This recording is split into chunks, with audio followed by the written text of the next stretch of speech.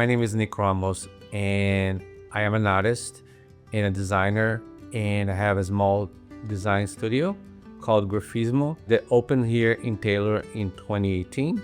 When I was approached by the city of Taylor to create the logo for the Sesquicentennial, I felt very honored.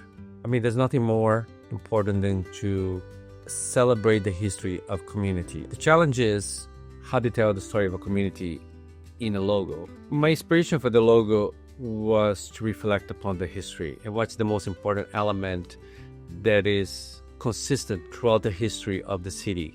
Cotton is a powerful symbol. It brought so much infrastructure, the downtown, the railroads, and progress. The railroad remains a vital part of the community as the burgeoning semiconductor industry paves the way for the future.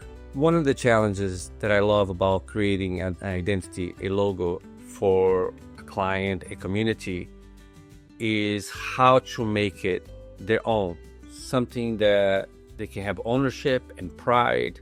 When I presented the original concept for the logo, I included the semiconductor traces as a metaphor, a representation of the tracks for the train. So, although it's not obvious to everyone, I also have included the zip code for the city of Taylor within the identity, 76574, into the logo as a Morse code, and you can find it on the bottom part of the logo. Of course, you can't talk about Taylor without talking about ducks. One of the challenges is how do you incorporate the duck?